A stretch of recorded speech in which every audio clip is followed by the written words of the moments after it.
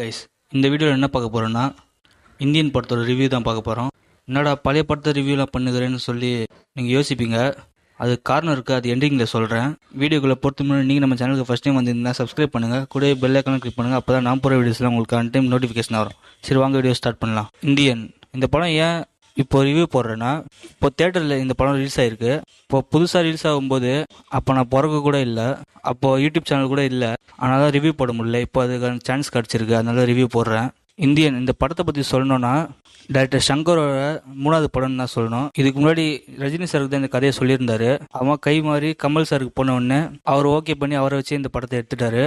படத்தோட கதையை பற்றி பார்த்தீங்கன்னா, கமல் சார் இதில் 2 கேரக்டர் நடிச்சிருப்பாரு. பதி இன்னொரு சந்துரு, 2 பேரும் அப்பா பையன். அப்பா ஒரு சுதந்திர போராட்ட தியாகி. இப்போ இருக்கிற சூழலில் கவர்மெண்ட்டில் எல்லா இடத்துலையும் லஞ்சம் வாங்குறாங்க. அதை எதிர்த்து ஒரு ஆளாக கொலை பண்ணிட்டு வர்றாரு. இந்த இந்தியன் தாத்தாவை எப்படி பிடிச்சாங்கிறது இந்த படத்தோட கதை. படத்தோட பாசிட்டிவ் நெகட்டிவ்னு பார்த்துடலாம். முதல் பாசிட்டிவ்னா, இந்த படத்தோட ஸ்க்ரீன் பிளே 3 மணி நேரம் படம் ஓடும். எங்கேயுமே போர் அடிக்காமல் எங்கேஜிங்காக கொண்டு போயிருப்பார் சங்கர் சார்.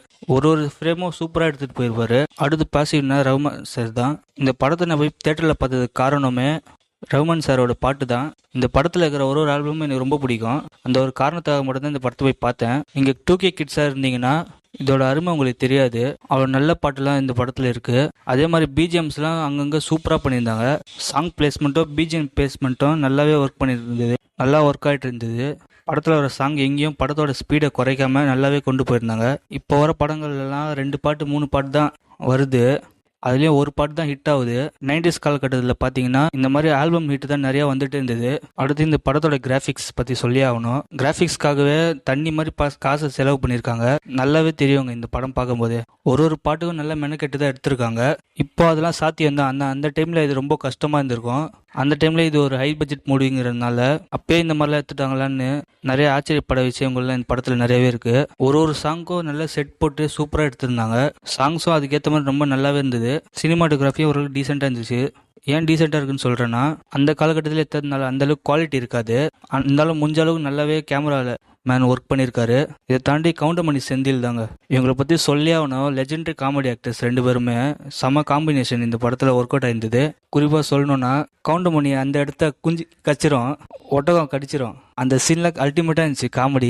அதே மாதிரி செந்தில் கவுண்டமணி மாட்டி விடுற சீன்லாம் ரொம்ப நல்லாவே இருந்துச்சு. இப்போவும் அந்த காமெடி ரொம்ப ஃப்ரெஷ்ஷாகவே ஒர்க் ஆயிருந்தது தான் சொல்லணும். இப்போ அவங்க ஃபீல்ட் அவுட்டாக இருந்தாலுமே அந்த காலகட்டத்திலலாம் நல்ல ஃபேமஸான ஆக்டர்ஸ் தான் இருந்தாங்க. சொல்லும் போது சிரிப்பு வருதுங்க. இதை தாண்டி எனக்கு எதுவும் மைனஸாக படலை. ஏன்னா இது அந்த காலத்திலேயே பெரிய முயற்சி தான் சொல்லணும். இந்த மாதிரி படம் எடுக்க அந்த டைமில் ஆள் கிடையாது. டைரக்டர் சங்கரால் மட்டும் தான் முடிஞ்சுது அந்த டைமில். இப்போ இந்த மாதிரி படங்கள்லாம் ஈஸியாக எடுத்துடலாம். ஆனால் அந்த டைமில் ரொம்ப கஷ்டம், ரொம்ப கஷ்டப்பட வேண்டியதாக இருக்கும். அதான் சொல்ல வரேன். ஓவராலாக நீங்கள் இந்த படத்தை பார்க்கணுன்னா மோஸ்ட்டாக இந்த வீடியோவை 2K கிட் தான் பார்த்துன்னு இருப்பீங்க. இந்த படம் பார்க்காத பட்சத்தில் கண்டிப்பாக தேட்டரில் ஒரு முறை போய் பாருங்கள். நல்ல எக்ஸ்பீரியன்ஸ் கொடுக்கும். ஏன்னா அடுத்த மாதம் இந்தியன் 2 வருது. அதுக்கான ரீவாட்சாக இந்த படத்தை பார்க்கலாம். போய் தேட்டரில் பாருங்கள். Bye guys.